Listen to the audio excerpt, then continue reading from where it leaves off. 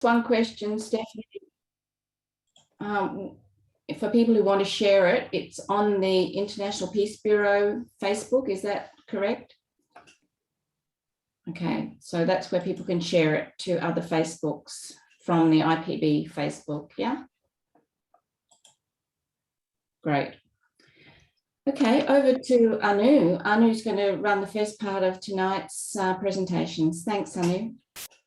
Hi all from Delhi. Our first speaker is going to be Hannah Middleton.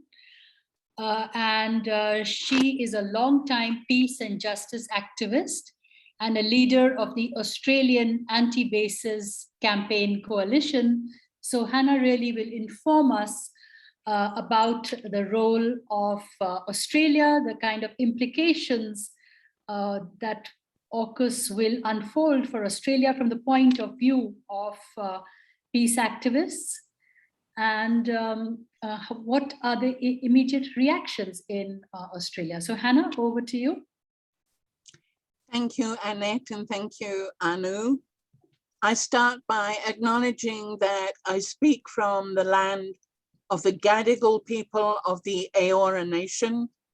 I pay my respects to their elders, past and present, and I acknowledge that this is Aboriginal land, always was, always will be. The new US, UK, Australia alliance, AUKUS, ties Australia into buying nuclear-powered submarines, providing more naval and air bases for the United States on our territory, stationing Tomahawk long-range strike weapons here, and acting as a junior partner in space warfare, cybersecurity, artificial intelligence, quantum computing, undersea technology, and more. The primary purpose of AUKUS is to reassert imperialism's control over the Indo Pacific and to tie my country of Australia even more tightly into US plans for war against China. AUKUS will raise tensions, it will drive a regional arms race, it will divert vast resources needed for health, the environment, and much more, and it will increase the risks of armed conflict and even nuclear conflict, in which there can be no winners at all. In response, the peace movement in Australia is finding new energy and new members. Many statements have been released, many online meetings held, demonstrations have been held in two large cities, Adelaide and Brisbane. Posters are up around Sydney, where we're in lockdown and therefore can't demonstrate. Coalition building is underway with Annette's IPAN playing a crucial role here. And as she says, our petition now has over 22,000 signatures. Australian people are gradually becoming aware of the price we will pay for AUKUS. The US submarines we are likely to buy will cost at least $5 Australian billion each. Our economy is billions of dollars in debt, and thousands are unemployed as a result of the pandemic.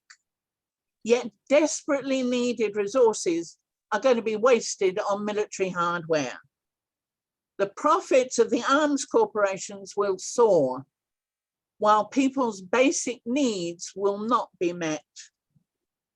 Australia's exports to China exceed the total of its next 4 biggest trading partners. It's madness for us to risk this.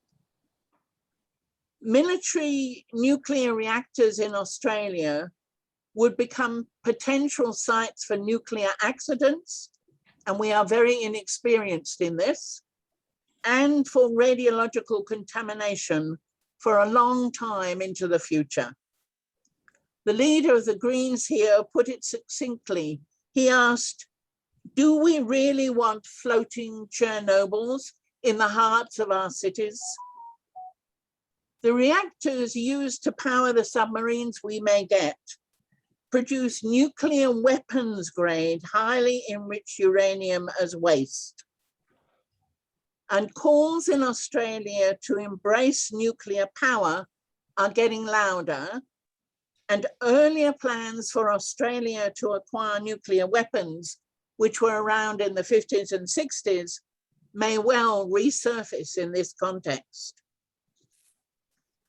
We think that in this struggle, we must always remember the people of the Asia Pacific region, including the Aboriginal people of Australia, who have felt the appalling impact of the use and testing of nuclear weapons.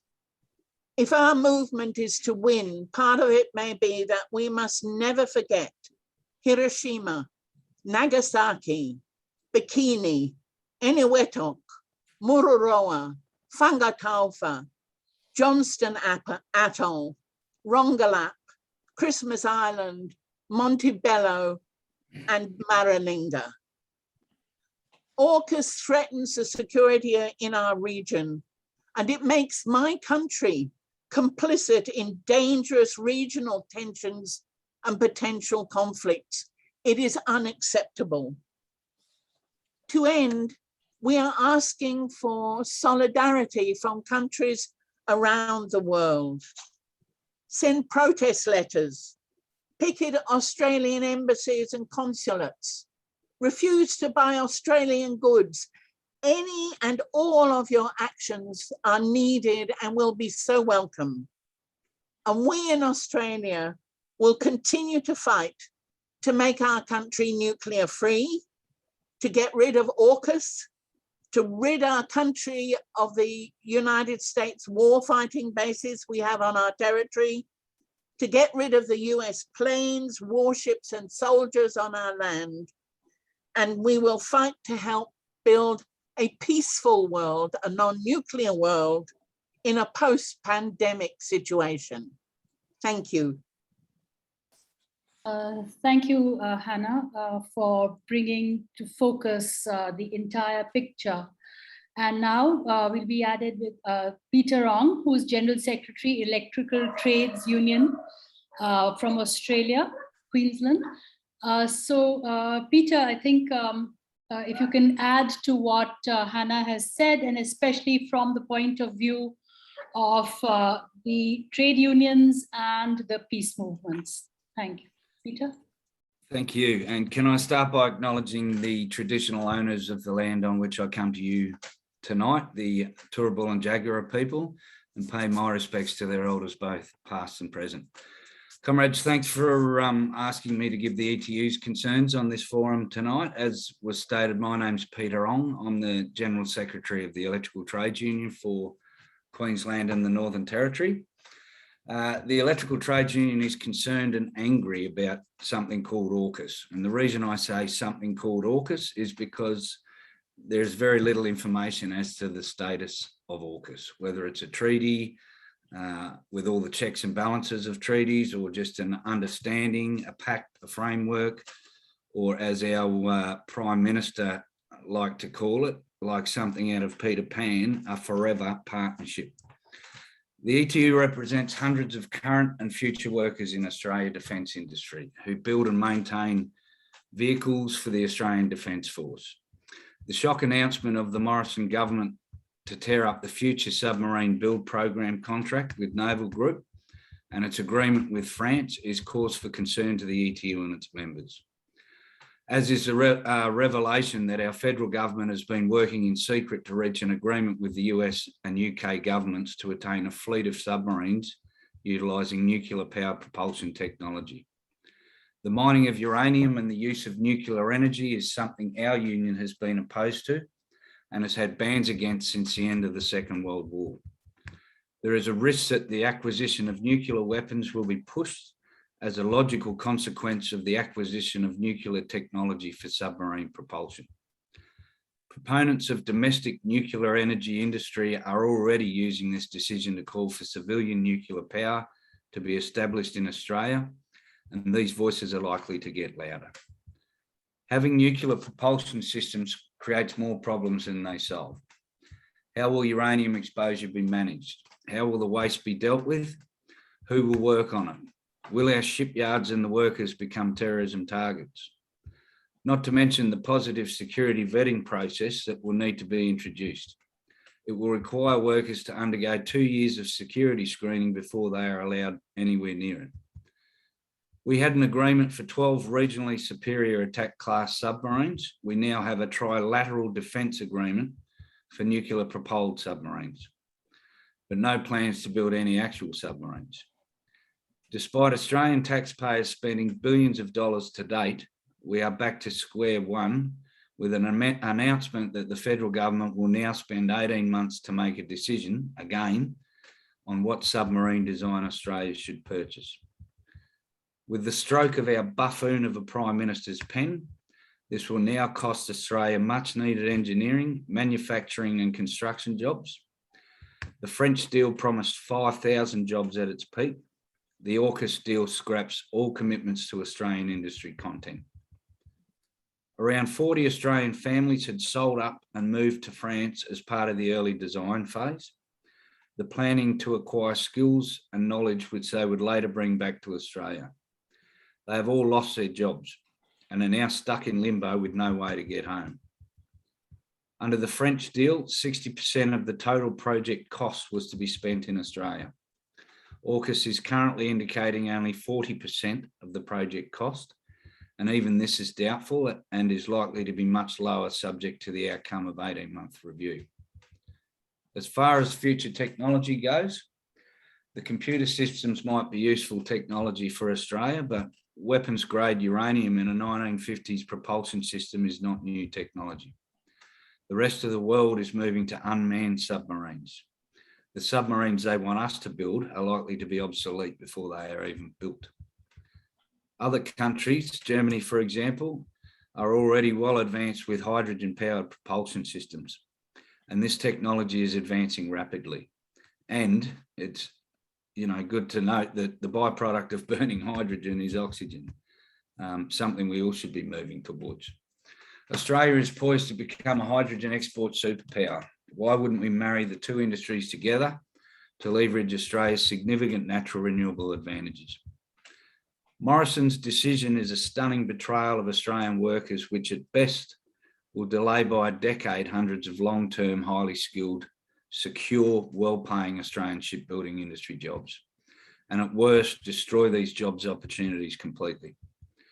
This flawed decision will mean that we will pay massively more for less submarines, which will be delivered 10 years later than they were expected and required. In introducing nuclear military technology, Morrison will create unnecessary defence, security, environmental and health and safety risks for Australians without any consultation and without any endorsement from the people who are picking up the bill, whilst trashing our national reputation. The 18-month review process conveniently pushes out any federal government decision until after the next federal election. The fact that ALP nationally have backed the coalition on this monumental change in national defence policy has acted to nullify this issue on a two-party political basis. We must work to make this a political issue that people care about. We must all demand that our political representatives on all sides are held to account for their decisions, and they must answer to the electorate and explain to us how the serious concerns this disastrous decision raises will be addressed. Thanks, comrades.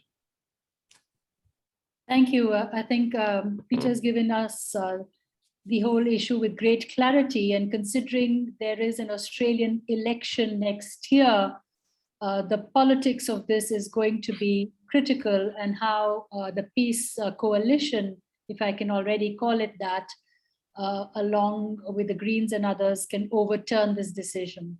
So now we have Maria Timon Shifang.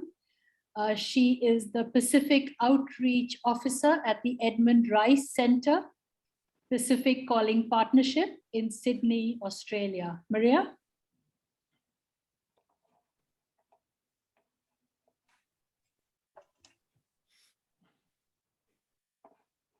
Kamala Mary, greetings to you all. I'm grateful for the invitation to speak. I too recognize the Gadigal people owners of this territory. However, I'm a climate advocate, less experienced in campaigning on militarism and peace building. I'm myself originally from Kiribati, and I now reside in Australia. As a person from Kiribati, perhaps that's okay, because just like the climate emergency, our discussion of AUKUS comes from colonizing attitudes between peoples. The world's dominating powers just view my community, my people, my nation, my culture as expandable. As it is for the climate emergency, so too for militarism and conflict. Again, the peoples and cultures of my region are just collateral damage to the greed and cultural narcissism of distant colonizing powers. It's not new. In 1943, we provided the battleground for conflict in the Second World War, the Battle of Tarawa. Fought between Japan and the US, was one of the bloodiest battles of the Pacific War. Although our people did not create that war, many were killed, injured, mistreated, traumatized, and displaced from their homes. Sadly, a few years later, my nation, Kiribati, had a leading role in the development of nuclear weapons, together with other Pacific communities. It was a role we never wanted and to which we never gave our consent. In 1957 and 1958, the British colonizing powers used our Christmas Island for nuclear tests. In 1962, the US needed a new site for their tests. So the British volunteered a place. Not County Surrey, not Land's End. Rather, the British offered my home to the US, and they conducted more nuclear tests, also on Kiribati, Christmas Island. I made a video call with my great uncle, and we talked about Kiribati's disregard by colonizing powers and about the Second World War. And my uncle said, and I quote, "We can't go back to straighten the past. Our people suffered a lot from colonization, but we can try and stop what is happening now in our world. We are fighting for our very own survival as a result of the climate. Now Australia decided to join AUKUS without even thinking of the consequences that our people are going to face and experience in the future. This is inhumanity." Australia's Prime Minister, Scott Morrison, often talks about national borders and security. How about permitting such concerns to the Pacific Islands? Where does our security lie?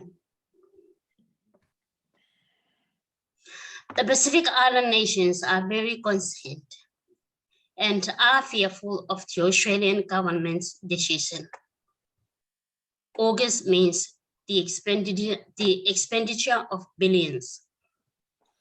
In my opinion, Australia, the UK, and the US should help the Pacific Islands to provide safe drinking water for our children, because infant mortality rates are high due to the lack of clean water. The water problems are aggravated by both drought and rising sea levels, caused by the emissions of these powerful nations. Their pollution kills our children. And yet, they spend their wealth barely to help, but rather on obscene weapons. To me, This decision is a disaster. It is going to create more problems and conflicts, which may lead to war. We don't want war. With New Zealand and Pacific Island nations, Australia is a party to the 1985 Treaty of Rarotonga, which established the South Pacific Nuclear Free Zone, supposedly free of nuclear weapons. How will Australia comply with these under AUKUS? On the 23rd of December 2016, the General Assembly of the United Nations adopted a resolution that led just 6 months later to the Treaty on the Prohibition of Nuclear Weapons, the TPNW. On that day, the General Assembly affirmed that this treaty should be a step towards the elimination of nuclear weapons. I'm very proud that Kiribati, my country, voted with other Pacific nations in favor of this resolution. I note the US voted against, the UK voted against, and Australia voted against. In December 2017, Kiribati was one of the first countries to sign the TPNW. And in September 2019, we ratified it. Still today, the US, the UK, and of course Australia stand in opposition to this UN treaty that lays the pathway forwards to eliminate nuclear weapons. AUKUS is a further demonstration of faith. Shame on them for their lack of leadership and ethics. We need an honest partnership and a strong, reliable relationship with developed countries like Australia. That relationship means inclusiveness, respect, consultation, dialogue, and morals. In my opinion, AUKUS is a disaster, not just for the Pacific Island nations, but for the whole world. Before I finish, I want to bless each one of you with my Kiribati traditional blessings, which are Demeri, good health, Teroi, peace, Otetabuma, and prosperity. Thank you, and Kampasendaba for this opportunity. Thank you.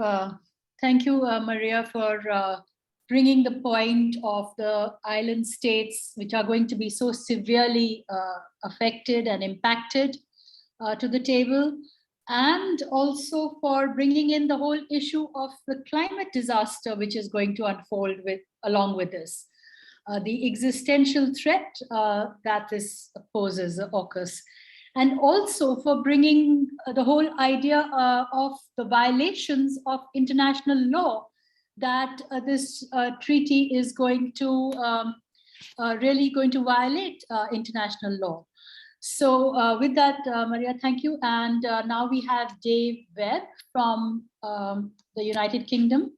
He is the chairperson of the Campaign for Nuclear Disarmament in the UK and a vice president of the International Peace Bureau. And UK, as we all know, is re-establishing itself as another junior partner in AUKUS. So Dave?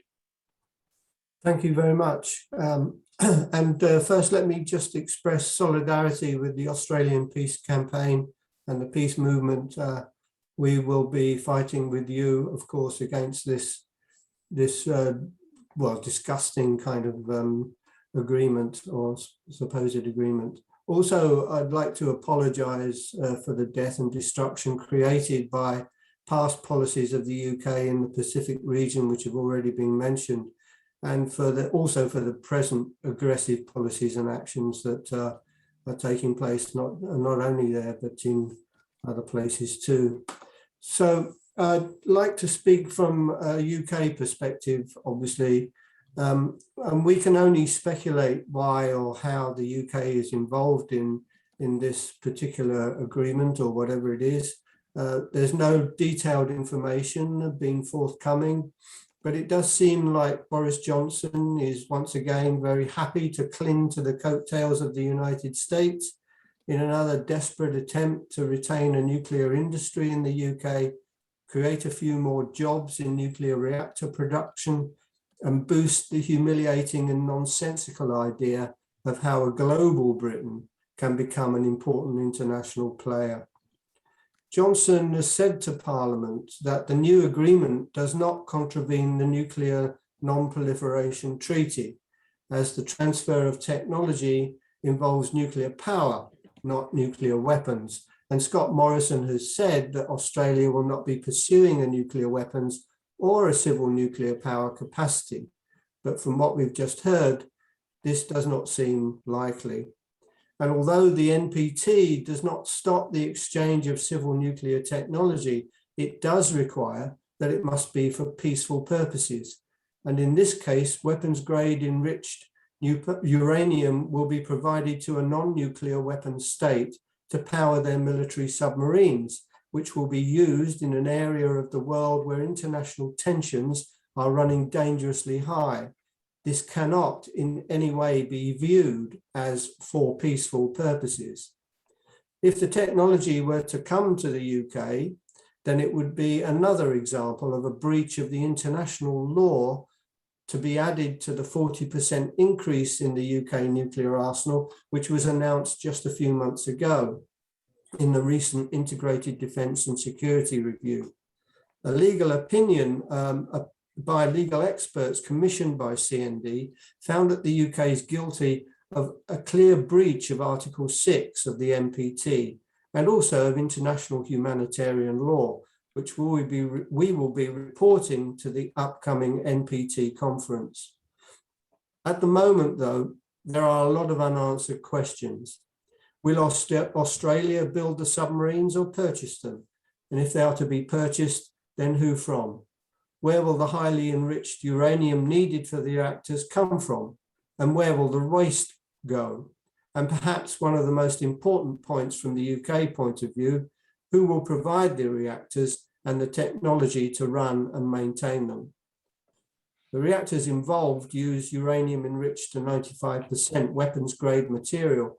The US and UK have cooperated on this type of technology under the terms of the Mutual Defence Agreement, which came into force in 1958. The agreement is renewed by Parliament every decade, and the last time in 2014, it allowed for greater cooperation on reactor technology. Perhaps this is a warning to Australia as to how long these agreements can last and the depth to which the states that are involved will stoop. For Australia, it would seem to be much easier to buy these reactors than to develop them themselves. And Johnson's comments so far about jobs that he will try and get indicate that he will try and get reactor orders for Rolls-Royce factory in Derby. And there is also another example of the UK dangerously provoking China. It follows on from the UK aircraft carriers tour to the South China Sea, the banning of the Hawaii equipment from the UK networks, and the moves to kick China General Nuclear off the project to build a £20 billion nuclear power station at Sizewell C, and for the government to take a stake in it instead, alongside the French state-backed EDF. Although who knows how that will work out now the French government has been elbowed out of their lucrative contract with Australia. All of these actions have been highly controversial at home and internationally, and we are trying to gather support for the opposition to this agreement, of course. Trade unions will be split to some extent. Some trade unions are very much in favour of nuclear power and, of course, for the jobs, for the reason of jobs, etc. Some aren't, and some are very much against. So we have a split in the trade union movement on this particular issue, and probably on other issues too, of course. The joint government statement has even suggested that AUKUS will promote stability in the Indo Pacific, but there's absolutely no chance of that. of course. It is in fact increasing tensions in the region and beyond. Just before COP26, when cooperation with China and between all nations is so urgently needed to deal with the climate emergency. Thanks very much. I'm really looking forward to hearing other points of view on this too. Thank you. Thank you, Dave, and especially for bringing out the issue of the fact that there can be a polarization between trade unions and break working class solidarity on this issue, as there is also on others. And I will now hand over to Annette. She is going to moderate the second part of this. Annette? Yes, thanks, Anu, and thanks for the previous speakers. Particularly, I have to say, Maria's presentation was really so informative and so heartfelt, but it's great to hear all these different points of view. Can I just remind people, if you would like to put questions to any of the speakers, if you could put them in the chat. I see there is a couple of questions there, but Stephanie's monitoring those questions, and that will be a great help if you can put them in as you think of them. So our next speaker tonight, for me, is Walden Bello. Walden is well known to many. He's the recipient of the Right Livelihood Award in 2003, the chairperson of Labang Masa, excuse the pronunciation, in the Philippines, and currently a professor at the State University of New York in Binghamton. Is that correct? Over to you, Walden. Okay, yes, thank you very much. And I really learned a lot from the previous statements by our comrades from the region. I would just like to make a couple of points here, where it's 7 o'clock in the morning. First of all, I think the move, the US, Australia, UK military alliance move represents a very significant escalation of the arms race in the Western Pacific region. Well, from my understanding, the reason that Australia broke off the deal with France was because there was a concern that the conversion of the French subs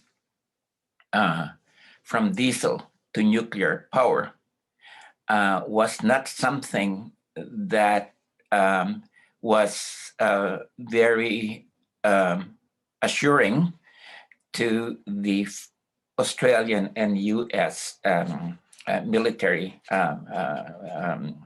specialists.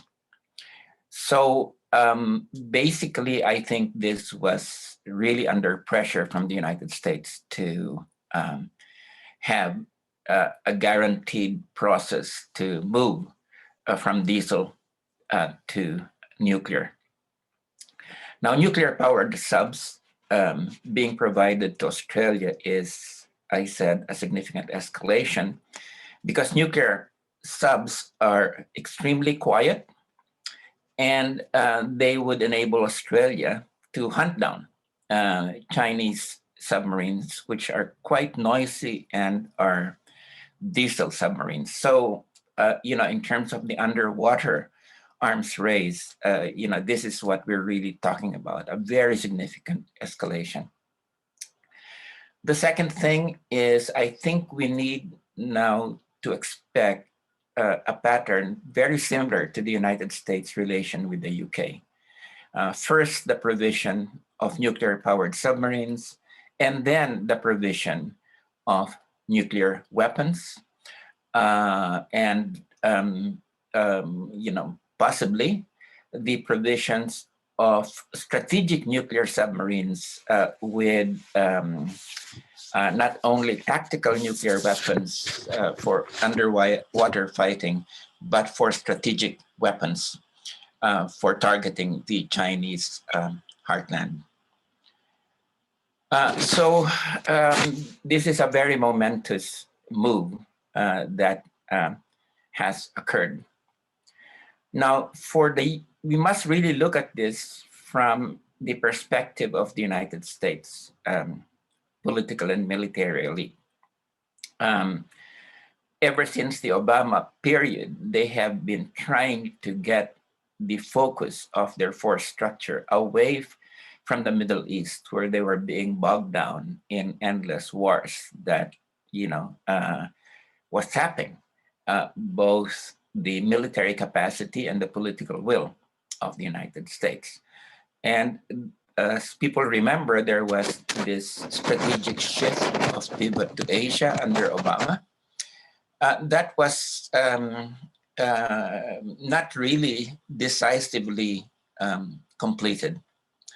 But this move strategically accelerated under Trump. And now it is basically the focus of Biden's military strategy. Now, the role of US allies here has become very important, especially given the increasing isolation, a moral and diplomatic isolation of the United States in the global arena. So the US has really been pressing the UK, Australia, and other and European allies, that have military capacity, including the French, to make a show of force in the Western Pacific, especially in the disputed West Philippine Sea or South China Sea. If people remember, during the summit a few months ago in Cornwall, I believe, the right after the summit, the Prince of Wales, the HMS Prince of Wales, sailed down to make a show of the flag in the South China Sea. So I think the use of allies of the United States will become more pronounced as the conflict with China escalates, not on the Chinese side, but on the US side. Now, this is, what basically the Australian US UK deal does is to accentuate the gap between the naval capabilities of China and the naval capabilities of the Western allies. As I have documented in a number of writings, the Chinese Navy, while seemingly superior in terms of numbers, is actually qualitatively very inferior. When we're talking about ships, there's really no much for the strategic tactical superiority of the US Pacific Fleet. Just looking at offensive weaponry, the US has the state of the art, whereas the 2 or 3 Chinese aircraft carriers, which is very, very key in terms of offensive capabilities, are really built on Soviet designs that are about 25, 30 years behind. And China is not really competing navally and militarily. Of course, Chinese spending is up, but that is very different from engaging the US in competition, which the Chinese know would be very difficult to do and would detract them from the focus they're putting on economic resources and economic diplomacy in order to win the, not win, but to match the United States in its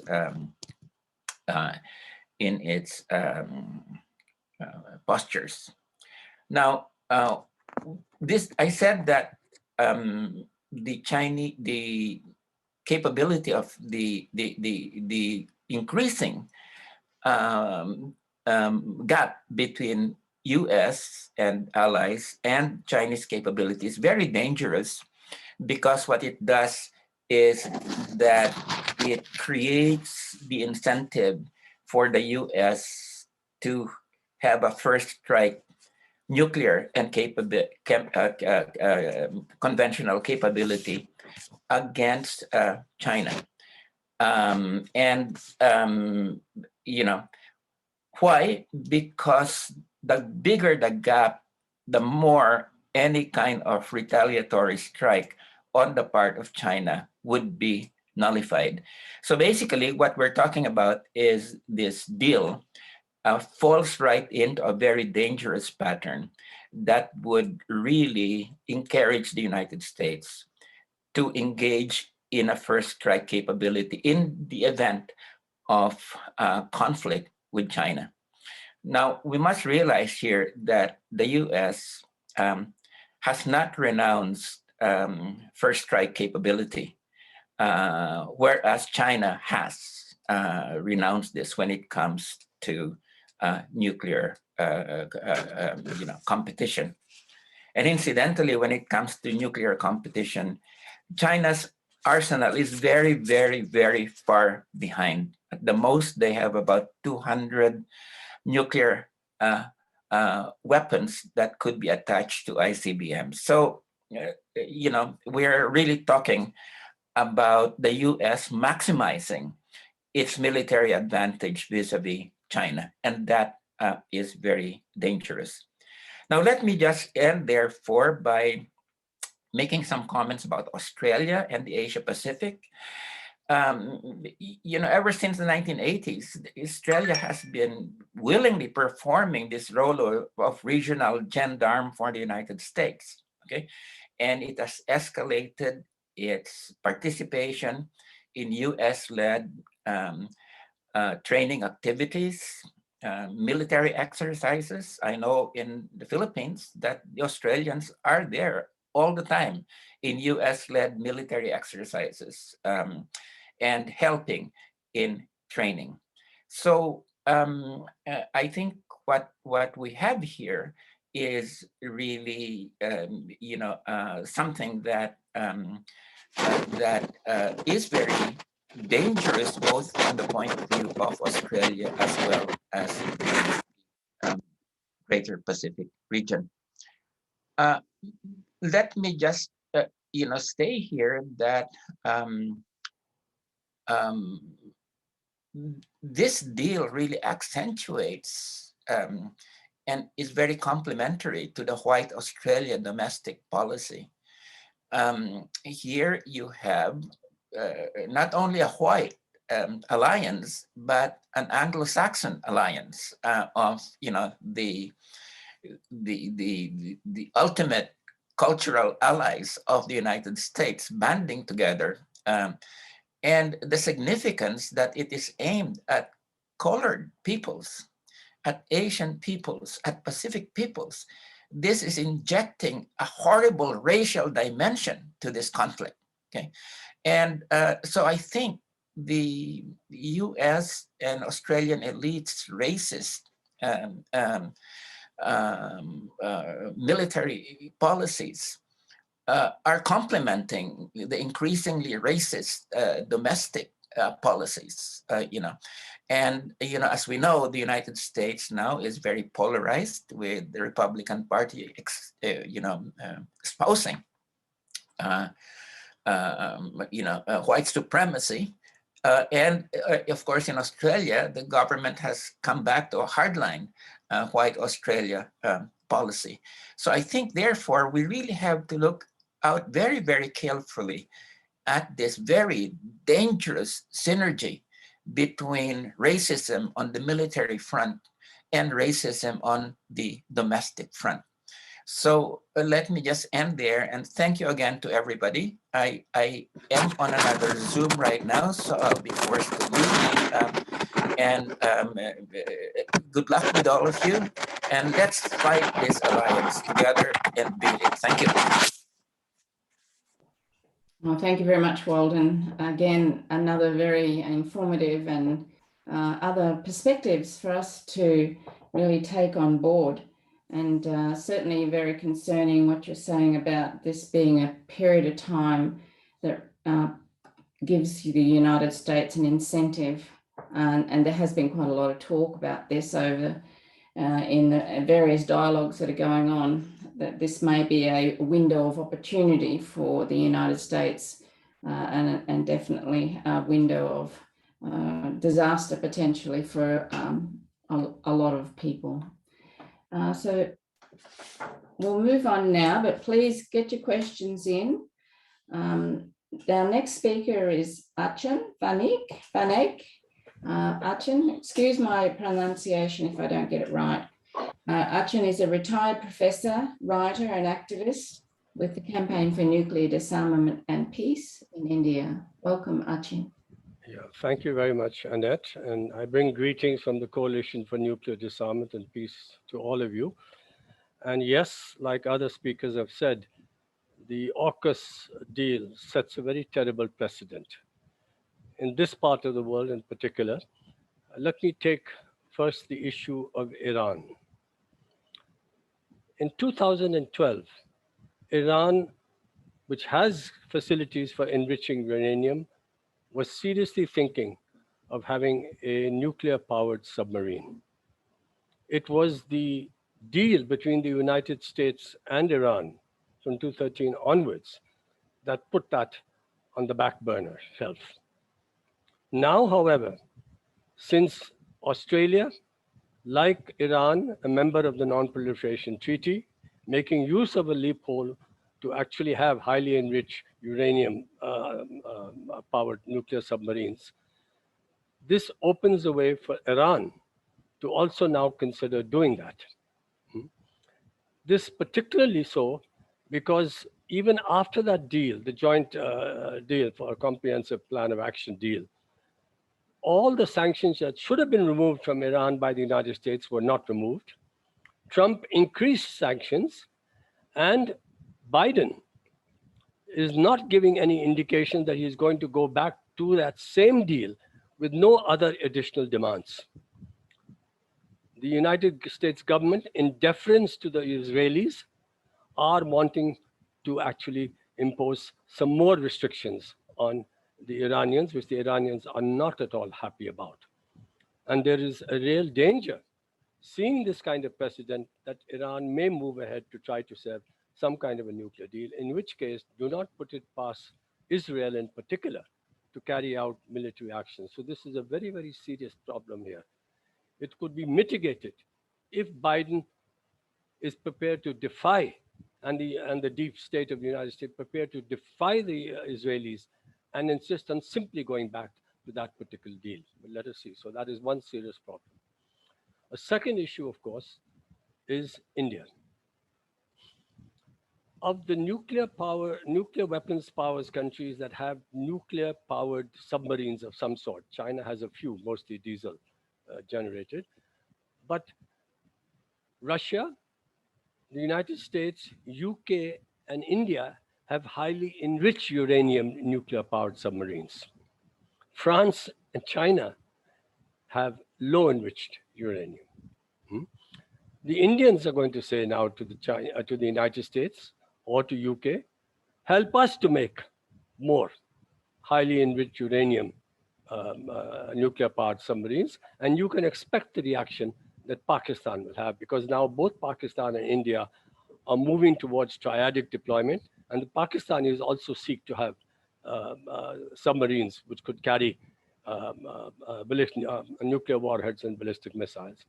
And what has happened as a result of the retreat of the United States from Afghanistan and general United States policy of not just containing China, but having expanded NATO in defiance of its earlier agreements into Eastern Europe, and the Ukraine, which was the second most important country to emerge after the breakup of the Soviet Union, wanting to be part of NATO and also wanting to be part of the European Union, which it is not there.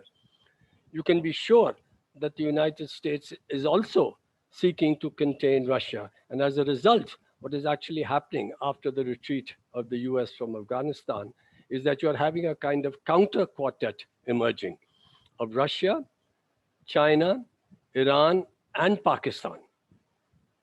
And Pakistan is going to ask China and possibly Russia, help us with also developing nuclear powered submarines. And of course, an escalating nuclear arms race in this part of the world, which remains the most tense in many ways because you have two cheek by jowl nuclear weapons powers, and a long history of continuous hot cold wars. So this is a very, very serious situation, a serious escalation that has taken place here. There is another dimension that I had been asked to talk about, and that is that we note that of all the world's oceans, only one carries the name of a country, the Indian Ocean. This is unfortunate, but at least there has been called the Asia Pacific region. When this is now being deliberately changed in many ways, by especially in American discourse and other discourse, into being called the Indo Pacific region, we should understand what this politics of misrepresentation means. It means, if you like, in a certain sense, naturalizing certain assumptions. Indian Ocean, Indo Pacific. Well, India must have an important role in patrolling this region. And of course, it must connect with other particular powers in the Pacific, which can patrol this region for the sake of peace, blah, blah, blah. And of course, what is this a kind of naturalization of? It's a naturalization of the United States, Australia, Japan, and India, the Quad. And this is also something that we have to be very careful of. You know, we all think in words. And if you can manipulate the meaning of words, you're manipulating minds. I can give you many other examples of the politics of misrepresentation. But I think this is a very serious problem. There was a time when the Indian government used to call for the Indian Ocean Zone of Peace. There's no particular reason why other countries like Indonesia and others should not push for this idea of an Indian Ocean Zone of Peace. And Walden, for example, has often talked about pushing the idea not just of the denuclearization of the South China Seas in that area, but also for a zone of peace, freedom, and neutrality. Of course, these are long-term proposals, but these are things we should fight for. I would just say that in the Indian case, given this kind of very likely escalation of militarization and nuclear arms racing, we in the Coalition of Nuclear Disarmament Peace have often called for a South Asian nuclear weapons-free zone, and I've said this before. Here, the weak spot and the kind of arena in which we should intervene in order to push for this and to embarrass India and Pakistan is civil society actors intervening with the Bangladeshi government, which at least is the one government in South Asia which has the courage to oppose what India and Pakistan have done, and to discuss the possibilities of either Bangladesh going the Mongolian way of having a single state nuclear weapons-free zone, something that has been discussed in their parliament, or indeed to discuss with the Southeast Asian countries, the Bangkok Treaty countries, the extension of the Bangkok Treaty to do that. It would be a way of the non-nuclear states in Asia Pacific and in South Asia to try and come together in order to actually fight against this rising tide of nuclearization and militarization. Others have talked about the dangers of the climate crisis. And unfortunately, governments have moved towards the privatization of the atmosphere as their way to try to deal with this climate crisis. And unfortunately, what UNCLOS did was that it allowed the privatization of the seas through the establishment of exclusive economic zones, which create their own tensions here. In the long term, we will need to have to fight against this kind of privatization. And let me end simply by saying that if we work together in various ways, then that would be some way of making hope more practical and not allowing despair to become more convincing. Thank you very much. Thank you very much, Arjun. And yes, they're wise words to link that coordinated and collective action with hope. That's absolutely necessary. And you've raised a lot of really important issues there about the potential for nuclear-free zones to be presented as options for non-nuclear states. And let's hope that Australia remains a non-nuclear state and could be one of those nations. So our last speaker tonight is going to be Joseph Gerson. We were to have a pre-record from Maureen Penjuli in Fiji, but unfortunately they had problems uploading the document, the video. So we hope that we will be able to circulate that to you all once we obtain that video. So I'll pass over to Joseph now. Joseph is the chairperson of the Campaign for Peace, Disarmament and Common Security and a vice president of the International Peace Bureau. Welcome, Joseph. Thank you. A little distraction on the side. Let me begin by thanking IPB, the Asia-Europe People's Forum, and others involved for their inspired leadership in bringing together our incipient coalition and for organizing today's webinars. I think the talks that have preceded mine provided us with the basis for collective action for peace and justice. And I especially want to call out Walden's talk about the racial dimensions of what's going on. I think they're absolutely on target. To state the obvious, even as Joe Biden will be meeting virtually with Xi Jinping by year's end, AUKUS and the Quad are manifestations of US efforts to retain its Asia Pacific and global hegemony. As early as the 1850s, members of the US elite advocated that in order for the US to become the world's economic and militarily dominant power, it must first win control of Asia. The stepping stones to Asia were secured with the coup d'etat in Hawaii and the imperial conquest of the Philippines, Guam, and Samoa now 125 years ago. With US military victory in the Pacific War, the Pacific Ocean became an American lake. Among the sources of today's tensions in the South China Sea and over Taiwan are the vague references to sovereignty, which Japan formally surrendered when the US-Japan military alliance was secretly forced on Tokyo in 1952 as a condition for ending the US military occupation. More profoundly, the source of tensions is the rise of a regional economic, military, and technological Asian superpower, China, which had little or no input into determining the so-called rules-based order that is now disturbing the hegemonic order or hegemonic disorder. Predictably, China is pressing to rewrite some of those rules. Might, of course, does not make right, and Southeast Asian nations too often pay the price for China's and certainly the United States' expansive ambitions, some of which are, in China's case, also defensive reactions to Beijing's near encirclement by hundreds of US foreign military bases and the 7th Fleet. We face a classical Thucydides trap between rising and declining powers that too many times in history have climaxed in catastrophic wars. But now the stakes are existential, as Walden was pointing out. And while there are differences, the current moment has disturbing similarities to the years preceding World War I. Tensions, tensions between rising and declining powers, complex alliance structures, now including Quad and AUKUS, along with intense nationalism and its attendant hatreds. There are territorial disputes, as well as economic integration, which a century ago, people thought was too deep for war. Finally, there are arms races with new technologies, autocracies, and wild card actors. Although big business has growing concerns about its access to the China market, there is a powerful US elite consensus that China must be contained and its rise managed to ensure US supremacy. Peace advocates in Washington describe the political environment there as radioactive when it comes to questioning the need to bludgeon Beijing into compliance.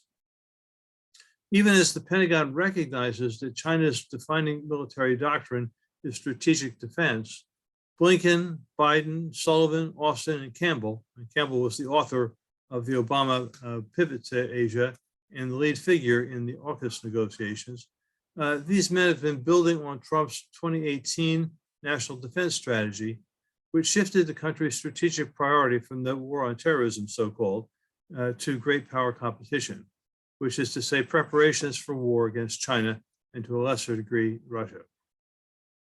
In the wake of the Biden administration's refusal to consult its NATO allies before announcing its precipitous withdrawal from Afghanistan, and with the promulgation of the AUKUS alliance, with India and Japan also blindsided by AUKUS, Biden and company are now being rightly criticized as a little different from Trump in pursuing America First ambitions and policies.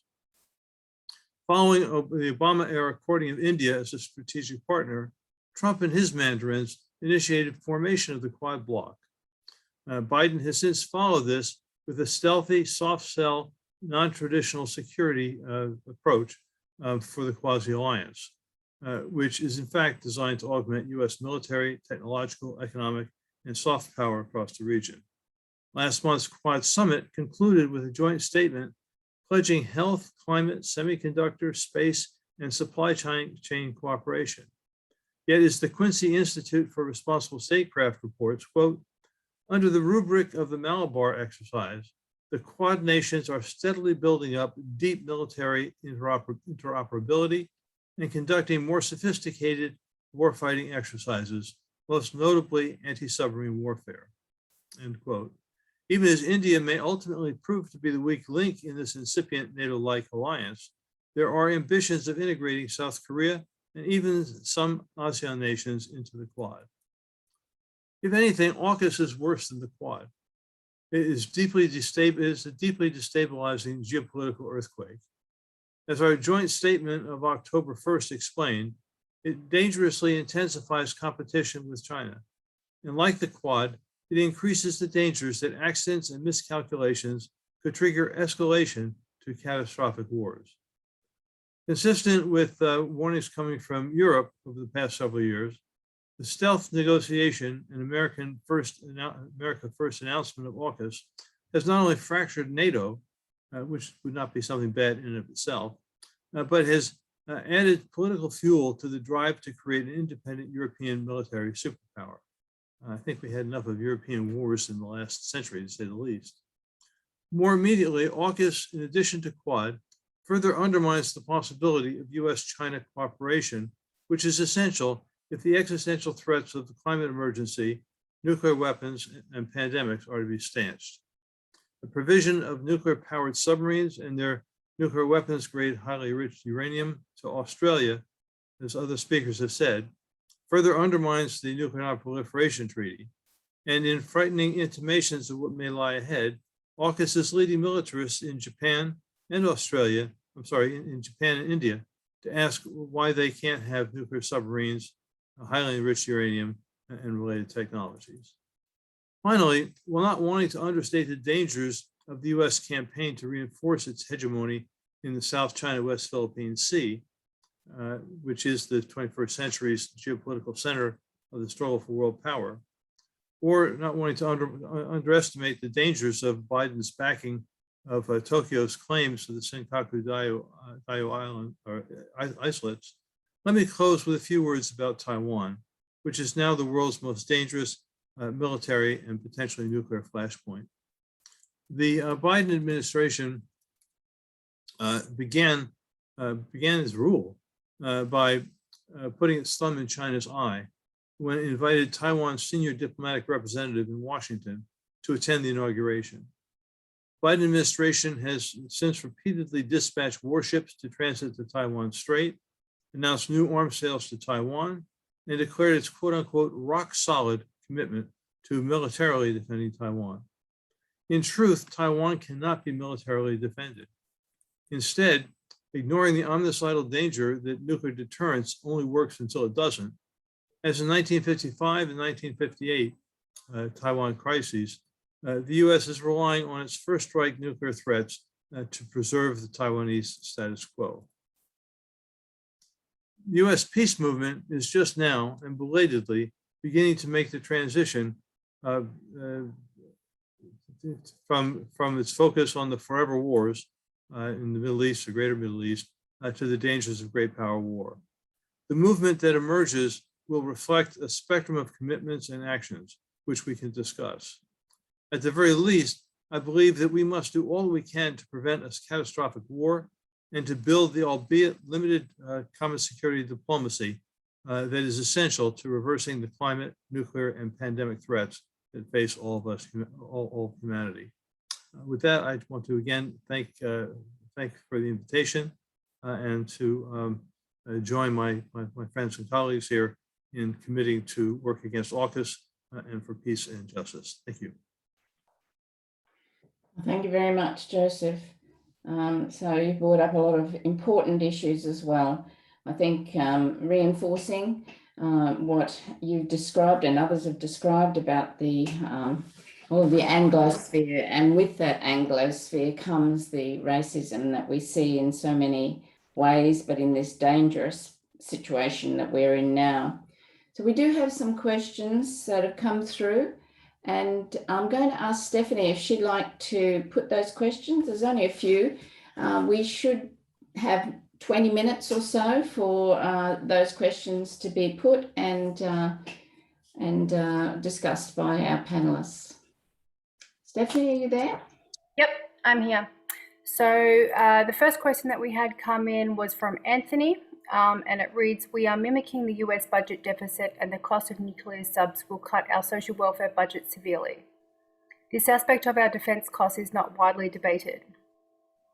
How can we get this message onto the public, out into the public ASAP? It would be too late when we can't afford Medibank or Medicare anymore." Well, there's a question obviously coming from an Australian, because he's talking about Medicare or Medibank, and there has been quite a lot of discussion about this. Hannah, you might like to speak to that, and then potentially Peter could talk as well. Sure, thank you, Annette, and thank you for the question. In a sense, it's an age-old question in the peace movement. How do we reach out to more and more people? You know, these online meetings are getting bigger. We have a very large signature list on the petition that IPAN is running. So there are people out there. How does a small, under-resourced peace movement reach them? I think the answer is to go on doing what we are doing, but more, and finding more people to do it. This, you know, the image of the stone dropped in the pool and the ripples spread. We have to try and break through in the media. We have to use social media. We have to go out onto the streets. We have to start breaking the law if necessary to draw attention to ourselves, because in some ways the anti-bases campaign, which is where I was for many years most involved, it reached its supremacy when we actually went to the bases, broke the law, and got the headlines in all the papers. And public opinion polls told us that opposition to the bases had gone above 60%. Now, I think it sounds like a very kind of common sense, not very helpful answer to the question, which is a very important question, but I think it's the one we have to give. We have to go on doing this more and better and as much as we can.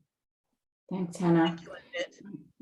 Peter, would you like to make a comment? Because I think what the question really did bring to the fore is how we can reach people more broadly in the community and to communicate a lot really that's involved in this, but in particular, just how the spending on these, preparing for war essentially, what it means in terms of what people lose in their social and everyday lives, whether it's health, education, housing.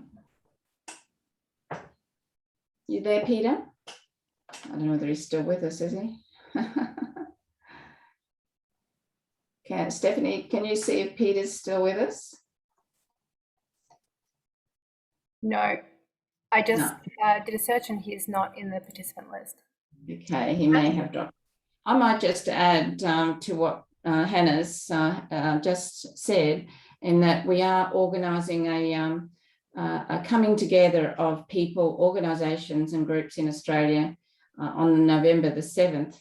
We're hoping to build a very broad, large coalition, bringing environment groups, peace groups, social needs groups together to really combine our forces to find ways in which to be more effective in reaching our community. But I think what's really valuable here tonight is that we have got so many people from different parts of the world who are all very concerned and can see the impact of AUKUS in so many ways. It's, you know, the primary concern we all have is that this could be leading to a war with China, which obviously would be a disaster.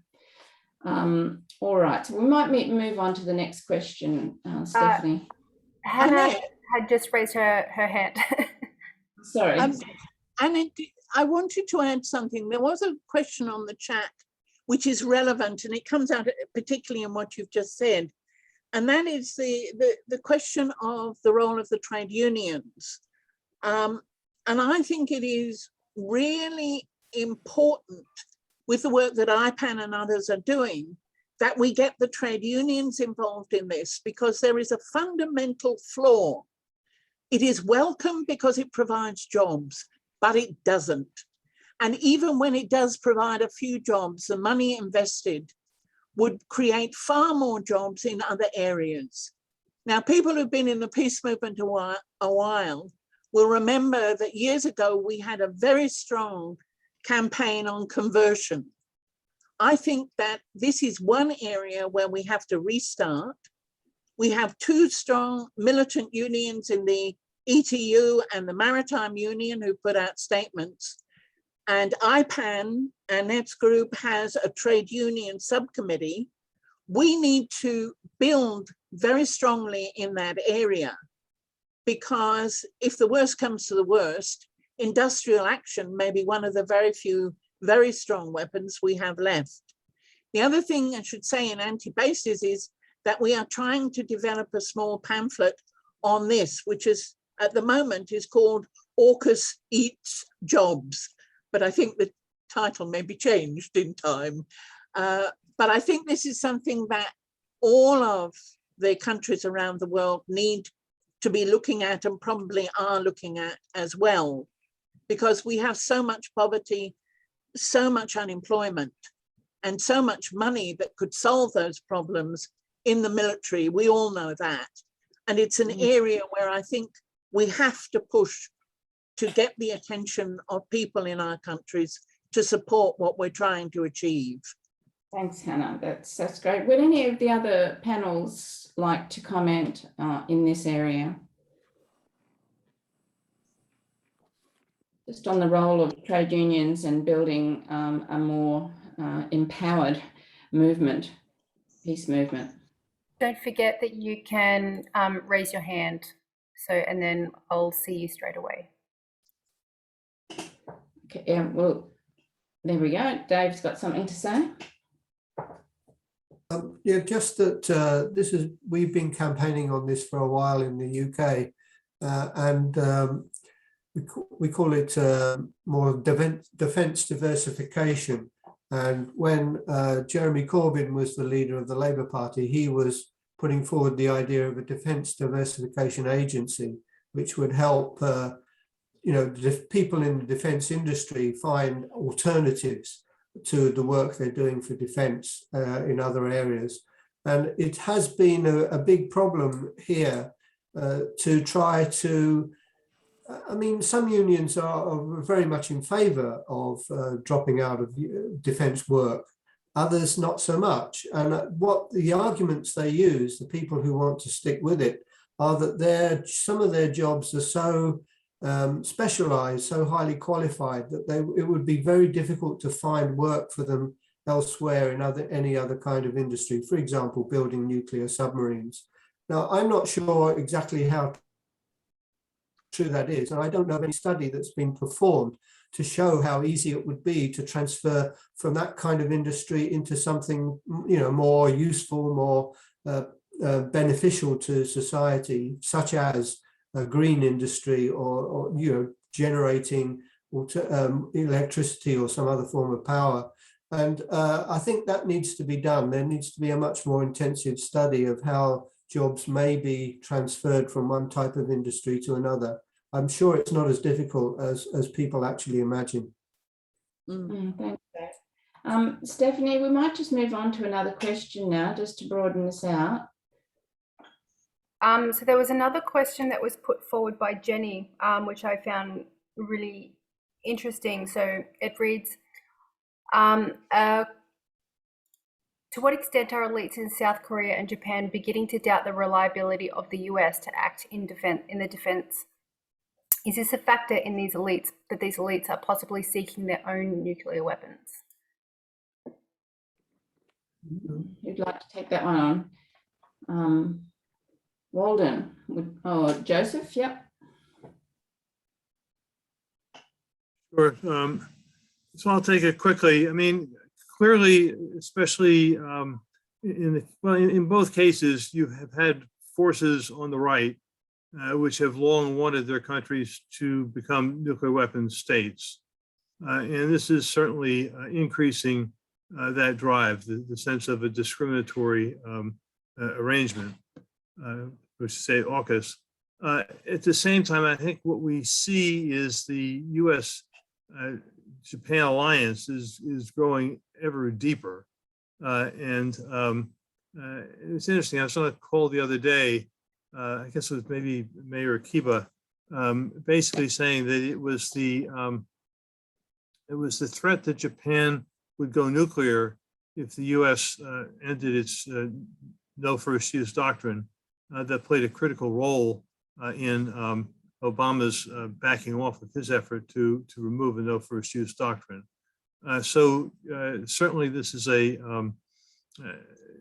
way in which Japan has at least some leverage in relationship to the United States, that threat. But it certainly has the capability to become a nuclear power quite quickly, and the same is the case with South Korea. With South Korea, I mean, this is a country that's absolutely caught between the United States and China.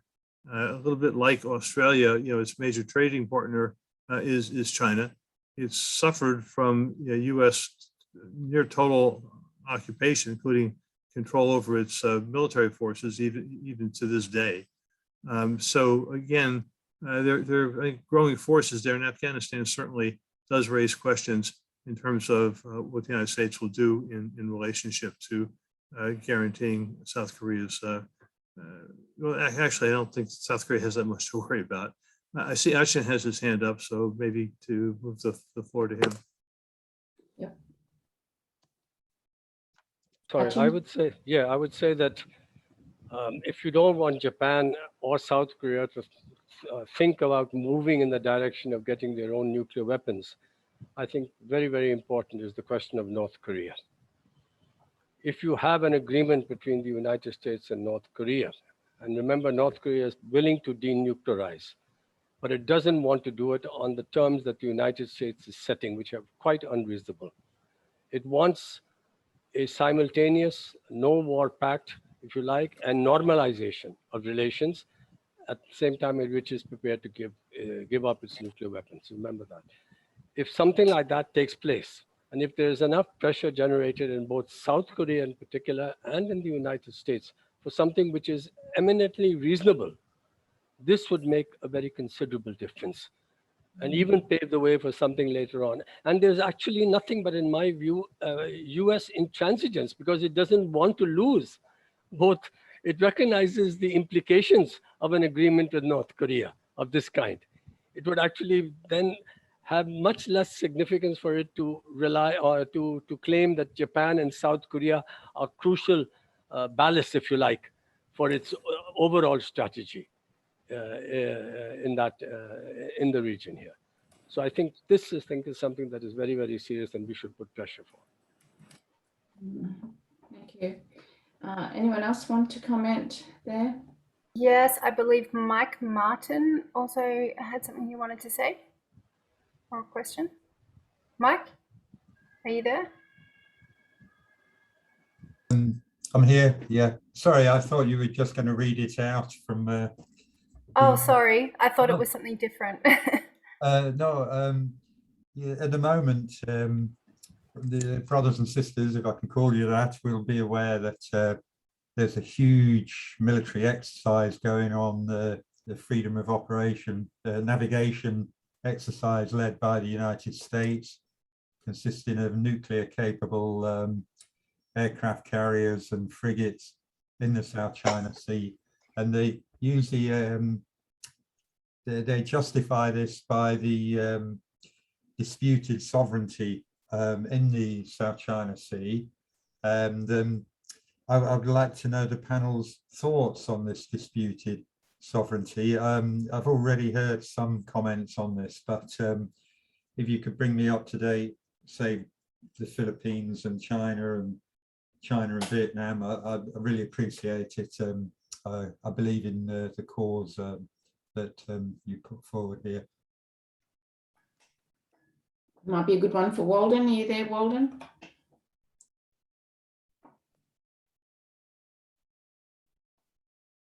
We still got Walden with us. No, he seems to have dropped out. We are almost at our time limit of an hour and a half, but would someone else like to make comment on the build-up of many nations, maritime vessels, probably nuclear powered and many nuclear armed, that have become the norm in the not only in the South China Sea, but travelling through the straits. I read just the other day. Have we got someone who'd like to comment on that? Cora, what about you?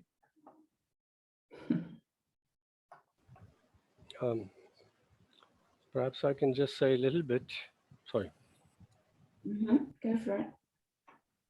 Who's speaking? I thought David had raised his hand. David Webb. Well, I think, well, let me just quickly say, I think no matter what the dispute might be, it shouldn't be attempted to be solved by sending battleships and warships and everything into the area. There should be diplomacy and talking, not warmongering. So I think Achin might have something else to say. Well, yeah. Well, two things. One, of course, is that what do you do? The country in that which has the largest range and widest ambitions are the United States, and the United States is actively now pursuing military relations with the Maldives in order to station itself. With India, you've got what is known as the Andaman Nicobar Island chains, and you already have military relations agreements between India and the US of logistic exchange, memorandum of agreements, and so on. And the United States is pushing pressure on India to consolidate its military preparations in the Andaman and Nicobar Islands. And I suspect that although sections of the Indian establishment want to be more cautious, given the fact that you have this, as a reaction to the Quad, this counter quartet, which I pointed out earlier, it's very, very likely that India will move closer to the United States, and that this is also going to establish. And lastly, a longer-term problem, which is going to, if you like, constantly stimulate this kind of military patrolling, is this problem of exclusive economic zones. Before 1982, you only had 12 nautical miles What this has done is that's created not just the privatization, which covers 40% of the surface area of the world's oceans, not in volume, but in world's oceans, is that these EEZs overlap. And they are a promotion of the greed of different countries which have these EEZs to try to mine that for their own purposes. And we don't even have a seabed mining global treaty. So if you're seriously thinking of disrupting this connection between economic greed and military aggrandizement, then one has to even think seriously about moving away from this kind of privatization and having some kind of more regional arrangement or something for various purposes. So I think that's also an underlying factor that makes things difficult here. But if we are able to have at least some small steps forward, that improves the morale of all of us who are fighting for a much more saner world. And we can have these small successes that in fact increases our morale to be able to fight further. Hence this question of Bangladesh, hence some question of North Korea settlement, things which are feasible and realizable. And I think that if we can concentrate on these and we can do something along that, that creates the kind of momentum and stimulus for others. And of course, others can also point out other sorts of gains as well, and so on. I think this AUKUS from the British point of view, and I'd be very interested to hear what David says here, may also be related to a sort of long-term thinking in England that should Scotland move away, then in order to maintain the nuclear arsenal of the UK, they would have to connect much more strongly with the United States to maintain its existing nuclear arsenal. And could this question of AUKUS also reflect not just the economic dimension, but also this longer term dimension of Scotland breaking away, and therefore the nuclear submarine arm not having bases, and therefore also thinking of getting closer to the United States for this purposes after having moved out of the EU. Sorry. Thank you. Well, that's great. Dave, do you want to, provide any commentary there in relation to Scotland? Yeah, just to add, that's absolutely correct. If Scotland moves away from the UK, they've already said they do not want nuclear weapons in their country, and there isn't really anywhere else in the UK, in England or Wales, that's really suitable to house them. So what will happen? I mean, well, there have been two particular alternatives. One suggestion was that they may be based in France. I think that's very unlikely now. And the other is that they would be doing more with the United States, as has already been said. And I think we're already right up to beyond our eyes in nuclear stuff with the United States. So that would seem to be the most likely. But I mean, who knows? They may be reaching some arrangement with Scotland whereby they keep the nuclear weapons and nuclear submarines there. But I think that's unlikely because the popular opinion against nuclear weapons is extremely high. It's not likely to be allowed by the people. So it will be a very interesting situation. And who knows? I think we're not at the stage where the UK will actually give up its nuclear weapons. It will probably find some way of keeping them, but it will put them in a difficult position. Dave, I think we might sort of finish the questions there now, just because of the time. We've been going over an hour and a half. I'm going to hand over to Anu now to provide a summing up of the dialogue that this really valuable dialogue we've had at this webinar. Anu. Yes, thank you. Indeed, it has been a very rich and complex dialogue. And I'm going to try and sum up so I might leave out some points. So first, for Australia, AUKUS means, one, that it pushes Australia on the path of nuclear weapon acquisition, production, and the whole process of nuclearization. Two, it reinforces Australia as a gender arm of US militarism in the Asia Pacific. the Cold War, the conflicts, the tensions, etc. 3, it will cost Australia billions of dollars, which are much needed for Australian people, for the social expenditure, health, post-COVID, etc. 4th, it would probably split the Australian working class in terms of what they perceive of loss or gain of jobs. 5, it jeopardizes Australia's trade and relations with China, and it will restructure Australian trade and could possibly disrupt its economy. The second set of summing up I do for the international system as a whole: 1, it escalates the nuclear arms race. 2, it escalates the push for isolating China and a response from China, which would be similar, of greater nuclearization and militarization, new pacts with Russia, etc. 3, it reignites imperialism in the Asia Pacific region. It reignites a kind of racism in this region. 4, it enforces nuclearization and makes the smaller states in the Pacific island states, into subjects. 5, it also polarizes regional organizations like the ASEAN, SAARC, and others, makes them go a step backwards.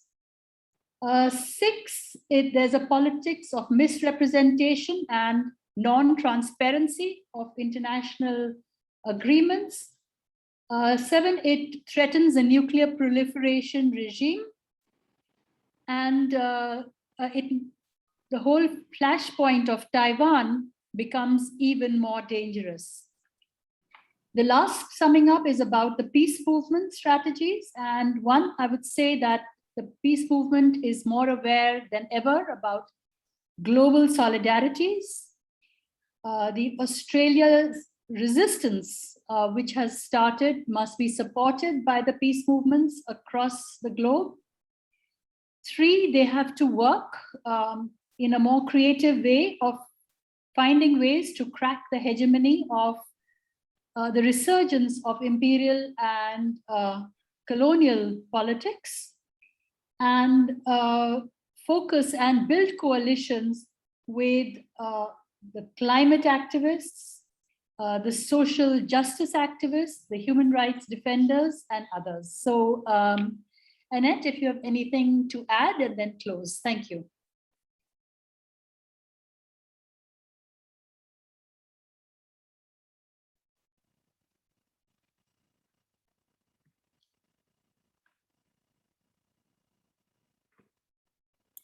Annette, you need to unmute yourself. Sorry. It's okay. Running away with my spiel, not realizing. I just thank you, Anu. That was a terrific summing up. You've been listening very closely to what the content of what we've heard tonight, and we've heard quite diverse content. And all I can say is that I think this is a true emergency. We are in a time where we are threatened by World War III, and we have to grasp whatever means we can to bring people together and to ensure that our political representatives know that they are not going to get away with this. Elections are coming up in next year in Australia, and it's a time where we will have to work very hard at the grassroots level of the alternative government, which is the Labor Party. And it's really interesting to know that the British Labor Party's conference, very strong opposition to AUKUS, and I think we've got to use that in Australia. And I think just having that solidarity with people around the world is really important. The other thing I think is really valuable is if we can get the media in as many countries that we can to focus on the consequences of this AUKUS alliance, and to be sharing the concerns that people have. I see just today in the New Zealand news that there is real concern that New Zealand's rocket lab, I think they call it, where they've agreed to have rockets taking off from New Zealand may in fact contravene their nuclear-free status. And that's fantastic that peace movement people are bringing this up. It's getting through to the government. They're now having to really look hard at whether they are going to break the law by this support for US militarism in their country, although they are very firmly sticking to their nuclear-free waters and their standards, which is fantastic as well. So that's all for me now. I just think we need to keep in touch. We need to have more of these, and apologies to people who couldn't get in. There were more people who wanted to get in, and we got to the 100 and the webinar, the setup just wouldn't let us take any more. But it has been live streamed, and please share the live stream from your own Facebook pages, and we'll look forward to ongoing relationships. Particularly for us in Australia, we have a strong need to build and have those relationships continue with our Pacific brothers and sisters, but also with the Southeast Asian countries, which are our natural neighbours in this part of the world. So we need to be looking at that as well. So thank you everybody for coming today to this forum, and thank you very much to all of the presenters who just were fantastic. Good night from Australia.